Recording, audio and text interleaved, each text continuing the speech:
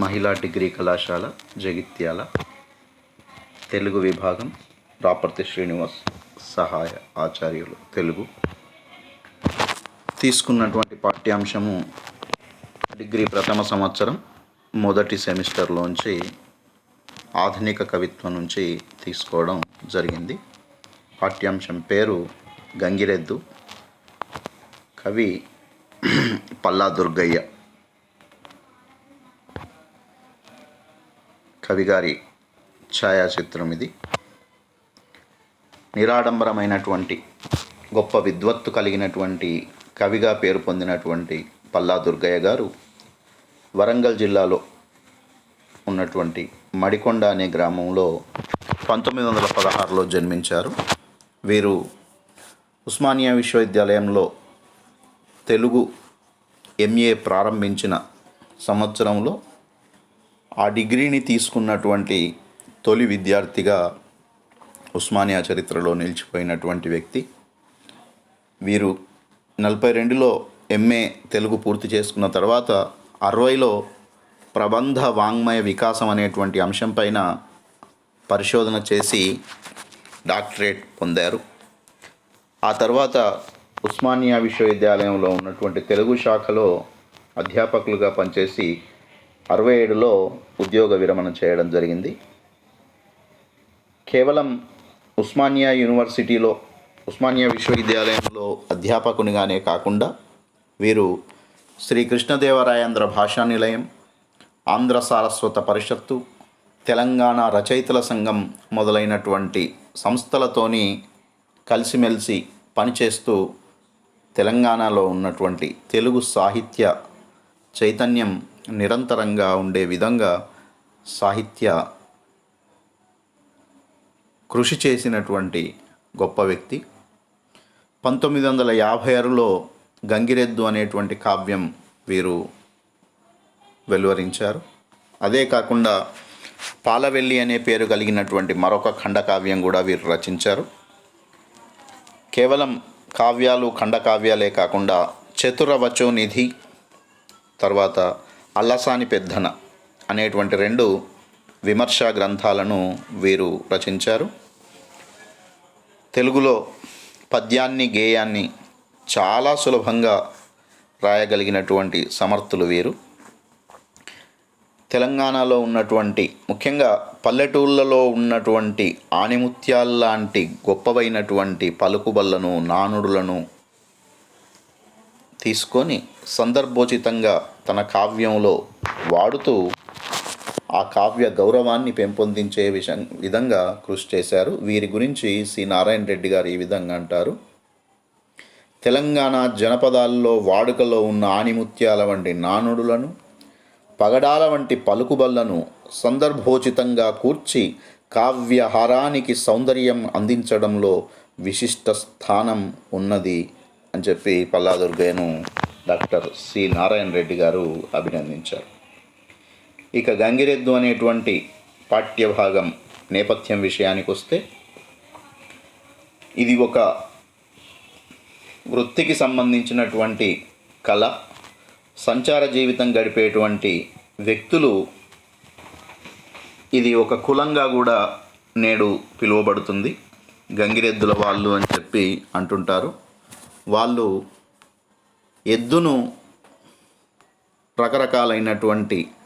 ఎద్దుతో రకరకాలైనటువంటి విన్యాసాలు చేయిస్తూ ఆ ఎద్దు సంబంధమైనటువంటి విన్యాసాల్లో వాళ్ళు పాలు పంచుకుంటూ రకరకాలైనటువంటి వాయిద్యాలతోని చుట్టూ ఉన్నటువంటి వ్యక్తులకు ఆహ్లాదాన్ని పంచుతూ సంక్రాంతి సమయంలో ఇల్లిల్లికి వెళ్ళి తిరుగుతూ వాళ్ళకు కావాల్సింది భిక్షంగా అడుక్కుంటూ ఉంటారు. మరి ఆ విధంగా ఒకనాడు వెలుగులు వెలిగినటువంటి ఈ కళ ఆధునికత మోజులో కనుమరుగైపోయే ప్రమాదంలో ఇప్పుడైతే ఉన్నది. మరి ఆ గంగిరెద్దుల యొక్క గొప్పదనం తెలియడం కొరకు విద్యార్థులకు దీన్ని సిలబస్లో ఉంచడం జరిగింది. ఈయన రాసినటువంటి గంగిరెద్దు కావ్యంలో హృద్యమైనటువంటి పద్యాలతోని ఆ గంగిరెద్దుల యొక్క స్వభావానికి దగ్గరగా అద్భుతమైనటువంటి పదప్రయోగం చేస్తూ దీన్ని రచించడం జరిగింది. ఇక నేపథ్యం విషయానికి వస్తే, ఒక ఆవుకు అవలక్షణాలు ఉన్నటువంటి కోడె పుడుతుంది. అంటే ఉండాల్సినటువంటి లక్షణాలు కాకుండా పనికిరానటువంటి లక్షణాలతో ఉన్నటువంటి కోడె పుడుతుంది. కొంతకాలానికి ఆ ఆవు చనిపోతుంది. కోడె యజమాని ఇంటి నుండి పారిపోతుంది. ఒక గంగిరెద్దుల వాడు దాన్ని తన దగ్గరికి తీసుకొని దానికి రకరకాల విద్యలు నేర్పుతూ ఊరూరా తిరుగుతూ ఉంటాడు. దానిపైన ఆధారపడి జీవిస్తుంటాడు. ప్రస్తుత పాఠ్యభాగంలో గంగిరెద్దుల వాడు ఆ గంగిరెద్దును అలంకరించిన తీరు, దానితో విన్యాసాలు చేయించిన విధానము, విద్యలు ప్రదర్శింపజేసిన పద్ధతులు, కళా ప్రదర్శన అనంతరం ప్రేక్షకుల నుండి తనకు గంగిరెద్దుకు కానుకలు అర్పించిన విధము హృదయంగా వర్ణితమైపోతుంది. ఒక వృత్తి కళా వైభవ సౌందర్యాన్ని ఈ పాఠం ద్వారా దర్శించవచ్చు. మానవ జీవనంలో ప్రకృతి ప్రముఖమైనటువంటి పాత్ర పోషిస్తుంది. మరి మనిషి తాను జీవిస్తూ తనతో పాటు ఉన్నటువంటి జీవులపైన ఆధారపడుతుంటారు. అందుకొరకే భర్తృహరి తుషహీనచ్చేత్ తండులోన రోహతి అని చెప్పడం జరిగింది. అంటే ఒక బియ్యపు గింజ మొలకెత్తాలంటే పనికిరాని పొట్టు కూడా అవసరమే అని చెప్పారు వారు. ఆ విధంగా మానవుడు తన చుట్టూ ఉన్నటువంటి ప్రకృతిలో అనేకమైనటువంటి వస్తువులతోని సహజీవనం చేస్తుంటాడు. మరి ఆ విధంగా సహజీవనం చేసే క్రమంలో ఇవాళ సాధారణ జనజీవనం అతలాకుతలం అవుతుంది అంటే దానికి కారణం కరోనా వ్యాధి.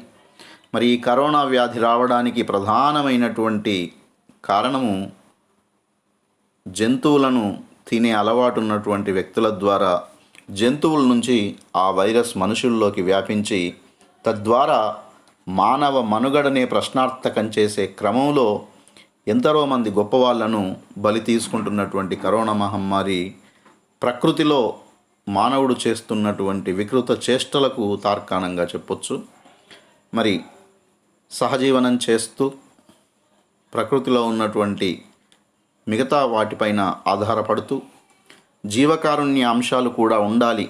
అంటే తనతో పాటు ఉన్నటువంటి వాటి పట్ల దయ కలిగి ఉండాలి, అన్నింటినీ తనతో పాటు బతకనివ్వాలి అనేటువంటి అంశం ఈ కావ్యం ద్వారా తెలుస్తుంది. అంటే పూర్వకాలంలో ఒక మనిషి బతకడానికి వ్యవసాయం ఎంత అవసరమో పశు సంపద కూడా అంతే అవసరంగా ఉండేది.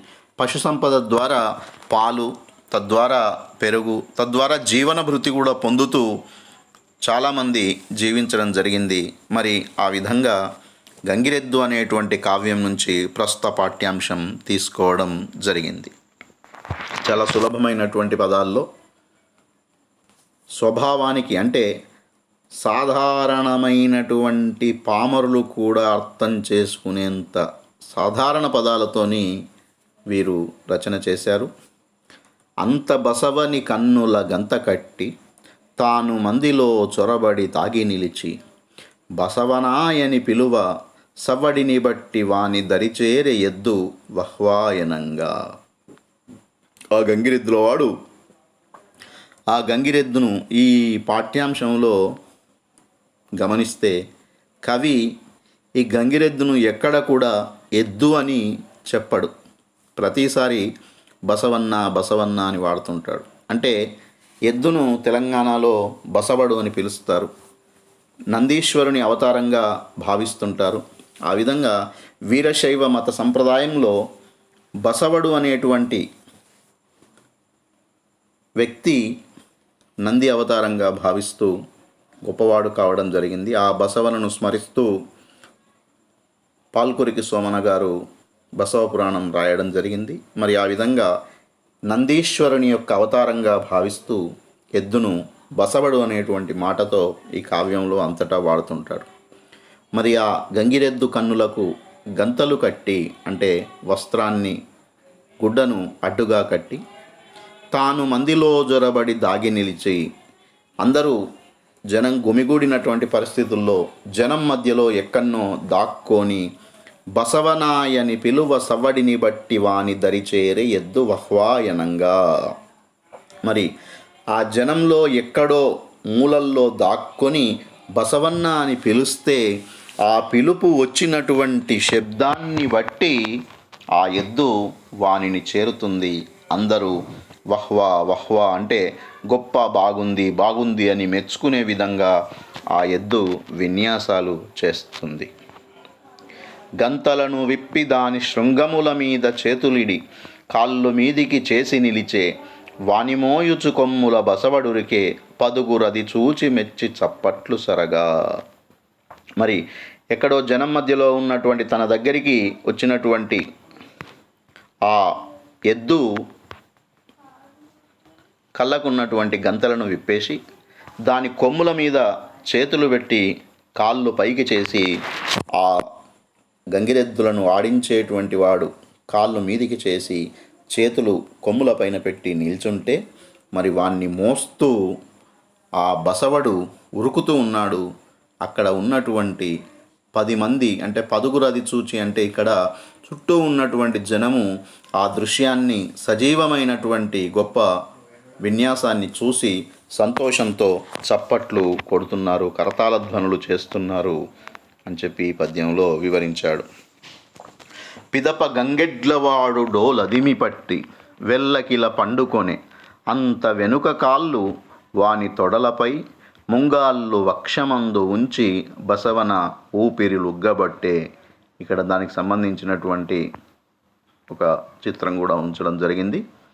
మరి పిదప అంటే తర్వాత ఆ గంగిరెద్దుల వాడు డోలును అంటే ఆ గంగిరెద్దును ఆడించే క్రమంలో డోలు పైన శబ్ద విన్యాసం కూడా చేస్తూ ఉంటారు. మరి ఆ శబ్ద విన్యాసం చేస్తూ వెల్లకిలగా పండుకొన్నాడు. అప్పుడు ఆ గంగిరెద్దు ఉరికొచ్చి ఆ గంగిరెద్దు తన వెనుక కాళ్ళను వాని తొడలపై పెట్టింది, ముందు కాళ్ళను వాని వక్షస్థలం పైన అంటే ఛాతీ పైన ఉంచి ఊపిరులుగ్గబట్టి జాగ్రత్తగా వానికి ఏ విధమైనటువంటి ఇబ్బంది కలగకుండా జాగ్రత్తగా నిల్చున్నది. ఇది కూడా ఒక విన్యాసం. ఇది చిత్రంలో చూపించడం జరిగింది. సయ్యటంచును వాడు చేసైగ చేయ గజ్జెలవి గల్లుమన గంటికలు రణిన్న అప్పుడు వానిపై బసవడు ఉయ్యాలలూగే ప్రజల హర్షధ్వనులు మిన్ను పగులదన్నే. సయ్యటంచును వాడు చేసైగ సేయ, సై సై అంటూ వాడు చేతితో సైగ చేస్తూ ఉంటే ఆ గంగిరెద్దు కాళ్ళకు కట్టినటువంటి గజ్జెలు ఆ గంగిరెద్దు కదిలిస్తూ గల్లు గల్లు అనేటువంటి శబ్దం వస్తూ ఉంటే ఆ బసవడు ఆ ఎద్దు ఉయ్యాలలూగినట్టుగా ఊగుతుంది. ఆ ఉయ్యాలలూగుతూ ఉన్నటువంటి ఆ దృశ్యాన్ని, ఆ గజ్జల శబ్దాన్ని విన్నటువంటి ప్రజలు హర్షధ్వానాలు అంటే సంతోషంతో, ఆనందాతిరేకంతో ఆ ధ్వనులు చేస్తూ ఉంటే ఆ ధ్వనులతోని ఆకాశం పగిలిపోతుందా అనేంత గొప్పగా వాటి విన్యాసం ఉంది అని చెప్పి వివరిస్తున్నాడు. అప్పుడు బసవని కిందికి చప్పున దిగద్రోచి లేచి జాడించి ఎడల్ చప్పుడు గొట్టుచు చూపర మెప్పులు గొని బసవని కడు మెచ్చుచు బలికెన్. మరి అప్పుడు బసవన్ని కిందికి చప్పున దిగద్రోచి అంటే వేగంగా దిగద్రోచి లేచి జాడించి మరి వాడంతవరకు పడుకొని ఉన్నటువంటి వాడు ఆ బసవన్ని పక్కకు జరిపి తన శరీరాన్ని సరిచేసుకొని ఎడల్ చప్పుడు గొట్టుచు చూపర మెప్పులుగొని మరి దాని శరీరం పైన షహబాష్ అనే విధంగా చరుస్తూ ఆ చూస్తున్నటువంటి వాళ్ళందరూ కూడా సంతోషంగా మెప్పులు అంటే వాళ్ళందరూ కూడా సంతోషాన్ని చూపిస్తూ ఉండగా ఆ బసవన్ని చూస్తూ ఆ గంగిరెద్దుల వాడు ఈ విధంగా అంటున్నాడు. బసవనా నీవు చూపిన పనులు చూచి దొరలు దొరసానులు మది సంతోషపడిరి ఓలలో అచ్చి అనుచు బాలలకు జొలపాడి తల్లుల మదిని సంబరము నింపు. ఓరి బసవన్న, నువ్వు చూపినటువంటి అంటే నువ్వు చేస్తున్నటువంటి విన్యాసాలు చూసి ఇక్కడికి వచ్చినటువంటి వాళ్ళందరూ కూడా దొరలు దొరసానులు మది సంతోషపడిరి అంటే ఆ చూస్తున్నటువంటి జనాన్ని సంబోధించే విధానం చూడండి. అంటే తెలంగాణ సమాజంలో గొప్పవాళ్ళుగా బాగా డబ్బున్నటువంటి వ్యక్తులుగా కొలవబడేటువంటి జమీందారులను దొరలు దొరసానులు అని పిలుస్తుంటారు. అంటే వాళ్ళతో సమానంగా ఇక్కడ చెప్తున్నాడు. అంటే వచ్చినటువంటి వ్యక్తులందరూ కూడా గొప్ప గొప్ప వాళ్ళు వచ్చారు, వాళ్ళందరూ కూడా తద్వారా కానుకలిస్తారు, తద్వారా తాను సంతోషంగా ఉంటానని ఆలోచనతో ఆ గంగిరెద్దుల వాడు వచ్చినటువంటి వాళ్ళందరినీ కూడా దొరలు దొరసానులు అని చెప్పి సంబోధిస్తున్నాడు. ఓలలో వచ్చి అనొచ్చు. అంటే ఇది చిన్నపిల్లల్ని ఆడించేటువంటి అని చెప్పి అంటుంటారు. ఆ విధంగా జోలపాడుతూ తల్లుల మనస్సుల్లో ఆనందాన్ని నింపవయ్యా ఓ బసవయ్యా అని చెప్పి బసవాన్ని చెప్తూ, బలె బలె బసవ నేడు నీ పనులు చాలు, దాన ధర్మాలు గావించు దాతల చెవి కొండెములు చెప్పు నా పుండకోర్ల నోట, ఎట్లు గొట్టెదవో మట్టి ఏది చూపు. సాధారణంగా ఈ లోకంలో దానం చేసేవాళ్ళు ఉంటే వాళ్ళ దగ్గర దానము చేయొద్దు అని చెప్పి చాడీలు చెప్పేటువంటి వాళ్ళు కూడా ఉంటుంటారు. ఈ విషయాన్ని శేషప్ప గారు కూడా నరసింహ శతకంలో ప్రస్తావిస్తూ, విష్ణు భక్తులు తిరుగుతూ ఉంటే మరి ఆ విష్ణు భక్తులకు చాడీలు చెప్తూ వాళ్లకు దాన ధర్మాలు చేయకుండా అడ్డుకోవడం కూడా ఒక రకమైనటువంటి పాపమే అని చెప్పి శేషప్ప గారు కూడా ప్రస్తావిస్తారు. ఆ విధంగా ఎవరైతే దాన ధర్మాలు చేయాలనేటువంటి ఆలోచన కలిగి దాన ధర్మాలు చేయడానికి ముందుకొస్తారో మరి అటువంటి వాళ్ళ దగ్గర చాడీలు చెప్పేటువంటి వాళ్ళను పుండాకోర్లు అనేటువంటి మాట తెలంగాణలో వాడుతుంటారు. ఆ పుండాకోర్ల నోట మరి మట్టి ఏ విధంగా కొడతావో చూపవయ్యా బసవన్న అని చెప్పి బసవంతోని చెప్తూ, పట్టు వస్త్రాలు గప్పుచు పసుపు కుంకుమంబు చల్లి చేతురు పూజనంబు నీకు, దాతల మనస్సులు ద్రవించి దయలు పుట్ట ప్రభుల కడుపులో తలపెట్టు బసవదేవా. పట్టు వస్త్రాలు నీకు కప్పుతారు, పసుపు కుంకుమలు నీకు చల్లి పూజలు చేస్తారు. మరి ఆ దాతల మనస్సులు కరిగే విధంగా దయ పుట్టే విధంగా వాళ్ళ కడుపుల్లో తలబెట్టు, వాళ్లకు దండం పెట్టవయ్యా బసవన్న అని చెప్పి ఆ గంగిరెద్దులవాడు చెప్తాడు. అనుచున్న బసవెద్దును జనము కడకు పనిచి తానును వెనువెంట జనుచు డోలు వడిగా వాయించుచు ఈ రీతి పలుకుచుండే చుట్టూ నిలుచుండి ఉన్నట్టి సుజనులగని. మరి ఆ విధంగా బసవన్ని జనం దగ్గరికి తీసుకువెళ్ళి తాను కూడా వెనువెంట నడుస్తూ వేగంగా డోలు వాయిస్తూ ఈ విధంగా పలుకుతూ చుట్టూ నిలుచు ఉన్నటువంటి జనాన్ని చూస్తూ ఈ విధంగా అంటున్నాడు. అమ్మలయ్యలు మీరు ధర్మాత్ములండి, అరుగుదెంచెను మీ యొద్దకు 5 కాళ్ళ 2 తోకల బసవన్న వెండికొండె నుండి పుణ్యము చేసుకొనుండు ఘనులు. అయ్యా, ఇది మామూలు ఎద్దు కాదు. 5 కాళ్ళున్నాయి, దీనికి 2 తోకలున్నాయి. మరి వెండికొండ నుంచి అంటే కైలాస పర్వతం నుంచి ఈ ఎద్దు వచ్చింది, నందీశ్వరుని అవతారంలాగా వచ్చింది. ఈ ఎద్దును మీరు ఆదరించి ధర్మం చేసి పుణ్యం చేసుకొండయ్యా, అప్పుడు మీరు పుణ్యవంతులవుతారు, మీరు చాలా ధర్మం కలిగినటువంటి వాళ్ళయ్యా అని చెప్పి వాళ్ళందరినీ ప్రార్థిస్తున్నాడు ఆ గంగిరెద్దులవాడు.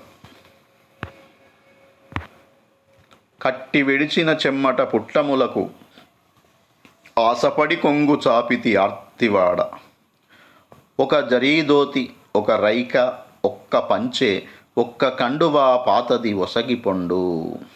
కట్టి విడిచిన చెమ్మట పుట్టములకు అంటే మీరు కట్టుకొని విడిచిపెట్టినటువంటి చెమటతో తడిసినటువంటి వస్త్రాలకు ఆశపడి నేను కొంగు చాపుతున్నాను. బాధతో నాకు కావలసినవి కోరుతూ మీరు విడిచిపెట్టిన వస్త్రాలైనా సరే నాకు ఇవ్వండి అని చెప్పి నేను అర్థిస్తున్నాను అని చెప్పి అంటూ, ఒక జరీతో తయారు చేయబడినటువంటి ఒక ధోతి కానీ, ఒక రైక అంటే ఆడవాళ్ళు కట్టుకునేటువంటి వస్త్ర విశేషము రైక కావచ్చు, పురుషులు ధరించేటువంటి ఒక పంచె కావచ్చు, ఒక కండువ అంటే తువ్వాలు అని చెప్పి వాడుతుంటారు. ఇవి పాతవి ఏవైనా ఉంటే ఇచ్చి వెళ్ళండయ్యా, మీకు నేను దండం పెడుతున్నాను అని చెప్పి వాడు అంటున్నాడు.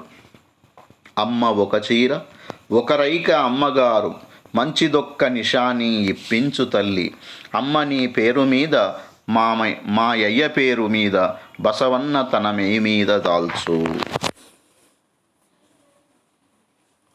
అమ్మగారు ఒక చీర ఇవ్వాలి, మరి ఇంకో అమ్మగారు ఒక రైక ఇవ్వాలి.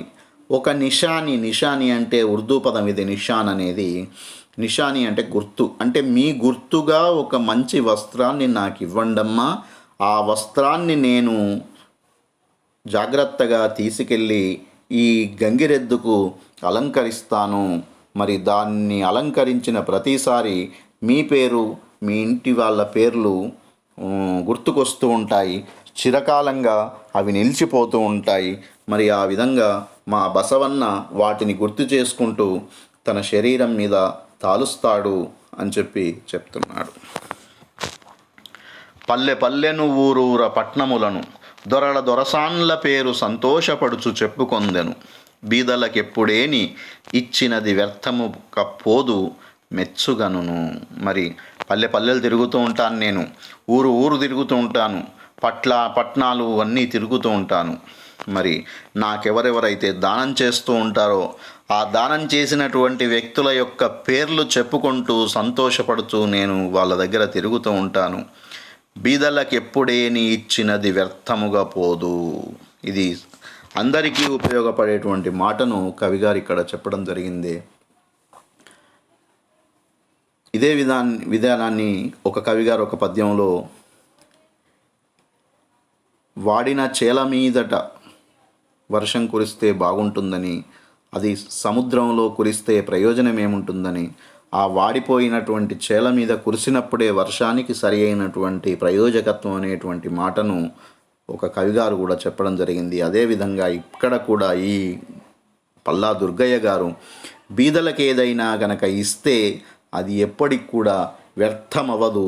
వాళ్ళు జీవితకాలం దాన్ని గుర్తుంచుకుంటారు. అది మీకు గొప్ప సంతోషాన్ని ఇస్తుంది, కీర్తినిస్తుందయ్యా అని చెప్పి చెప్తున్నాడు. ఇదిగో ఈ సేలువా పటేల్ ఇచ్చినాడు, ఇది జమిదారు బహుమతి, ఇది ఒక దొరవారి కానుక, ఈ పట్టు బలువ ఇచ్చే దేశముఖుగారు మా బసవేషు మెచ్చి. ఆయన తన దగ్గర ఉన్నటువంటి కొన్ని వస్త్రాలను చూపిస్తున్నాడు. అంటే ఇది ఒక రకమైనటువంటి విధానము.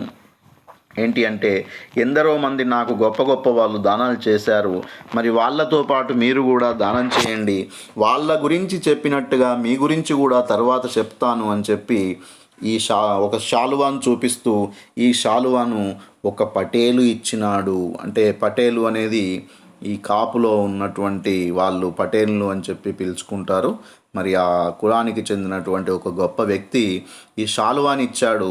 ఇది ఒక జమీదారు బహుమతి. ఇంకో వస్త్రాన్ని చూపిస్తూ ఇది ఒక జమీందారు గారు ఇచ్చారు. ఇంకో వస్త్రాన్ని చూపిస్తూ ఇది ఒక దొరవారిచ్చారు.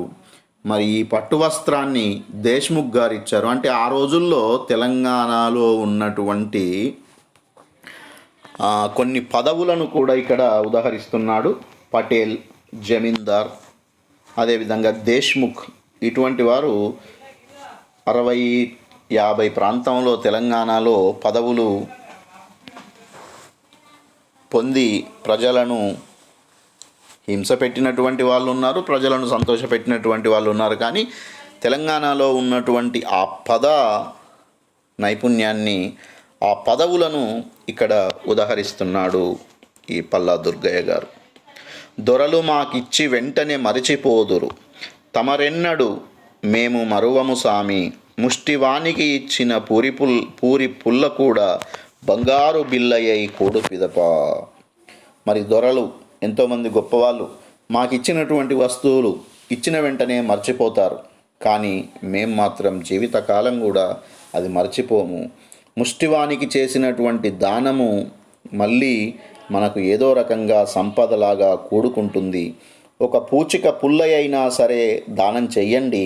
ఆ దానం చేస్తే ఆ పూచిక పుల్లని తర్వాత మీకు బంగారు బిల్లలాగా తిరిగి వచ్చి, అంటే గొప్ప, అంటే తక్కువనైనా రూపాయి అయినా పర్లేదు, ఎంత తక్కువ బహుమతి అయినా పర్లేదు, మీ దగ్గర ఉన్నది ఇవ్వండి, అది పెద్ద మొత్తంలో మళ్ళీ మీ దగ్గరికి వచ్చి చేరుతుంది, మీ సంపద ఇతోధిక వృద్ధి పొందుతుంది అని చెప్పి చెప్తున్నాడు. అమ్మ పబ్బతి దండములయ్యలార, ప్రభులు దండము మొక్కు మారాజులార, అడుగుకొని తినువాడను అర్తివాడ, వసుధ మీ ఆడుబిడ్డల వంటివాడ. అమ్మ పబ్బతి అంటే తెలంగాణలో నమస్కారం అనేటువంటి పదంగా వాడుతుంటాము. ఈ పబ్బతి అమ్మ నమస్కారము, అయ్యలారా మీకు దండాలు, ప్రభువులు అంటే గొప్పవాళ్ళు మీకు దండాలు, మహారాజులారా మీకందరికీ దండం పెడుతున్నాను. అడుక్కొని తిని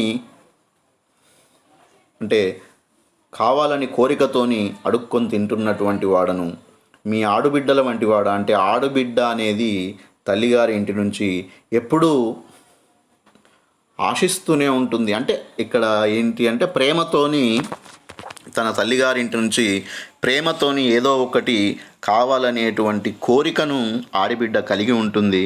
ఆ విధంగా ఆడబిడ్డకు ఎంత పెట్టినా కూడా తక్కువే అనేటువంటి ఆలోచన తెలంగాణ సమాజంలో ఉంది.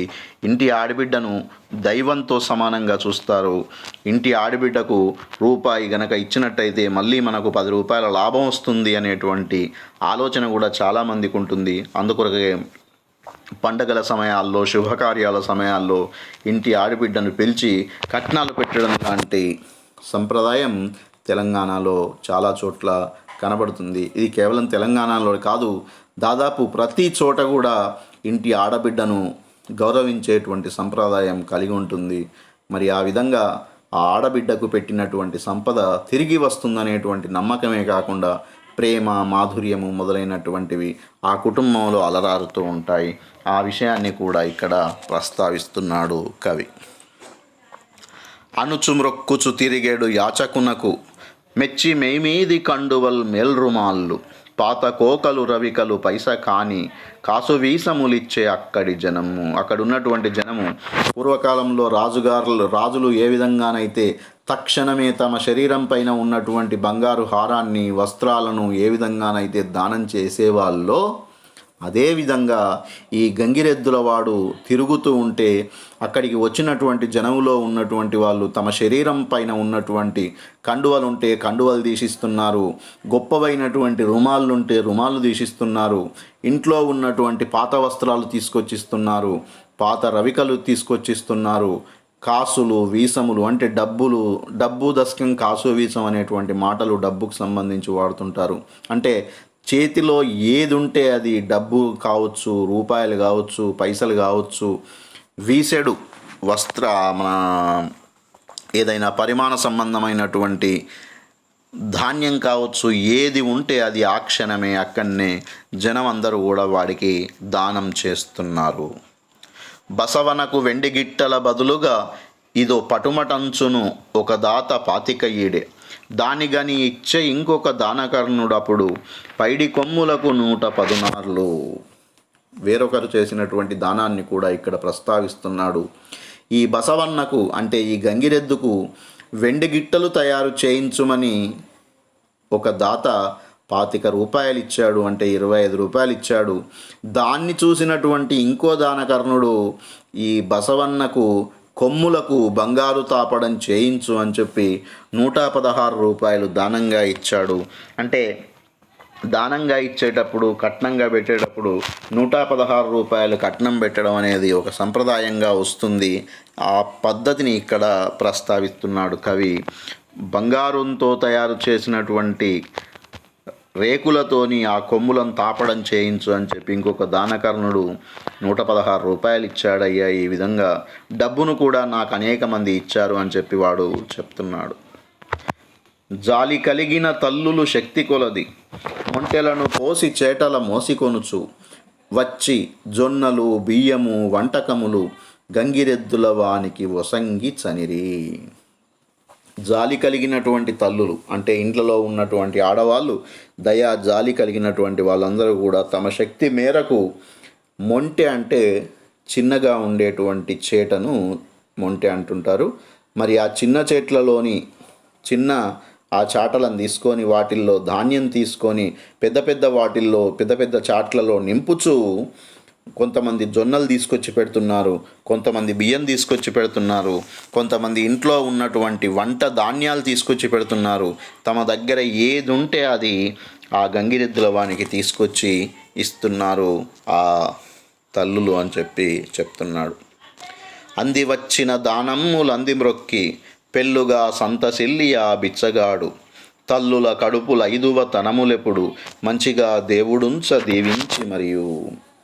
మరి ఆ దానం తీసుకున్నటువంటి వాడు, ఆ బిచ్చగాడైనటువంటి గంగిరెద్దుల వాడు చాలా సంతోషపడి ఆ తల్లులు ఎవరైతే తమకు దానం చేశారో ఆ తల్లుల యొక్క 5వ తనము పసుపు కుంకుమలు, 5 మంగళకరమైనటువంటి వస్తువులు, అంటే పుణ్యస్త్రీలుగా వాళ్ళు జీవితాంతం ఉండే విధంగా, వాళ్ళ సంతానం కూడా సంతోషంగా ఉండే విధంగా మంచిగా దేవుడు దీవించాలి అనేటువంటి విషయాన్ని వాళ్ళు కోరుతున్నారు, ప్రార్థిస్తున్నారు. ఇంకా పిల్లి మీ ఇల్లు మీ ఊరు చల్లగాను పిల్ల జల్లలతోడ వర్ధిల్లుడనుచు తిరిగి సంక్రాంతి నాడు మీ దర్శనమని సెలవుగొని గంగిరెద్దుతో కలిసిపోయే. మీ మీ ఇల్లు మీ ఊరు చల్లగా ఉండాలి, మీరందరూ కూడా పిల్ల పాపలతోని కలకాలం హాయిగా బతకాలి, మళ్ళీ మేము సంక్రాంతి నాడు వస్తాము, అప్పుడు మీ దర్శనం చేసుకుంటాము, అంతవరకు సెలవు అని చెప్పి వాడు గంగిరెద్దులతోని కలిసి అక్కడి నుంచి వెళ్ళిపోయాడు. సమాప్తం. ధన్యవాదాలు.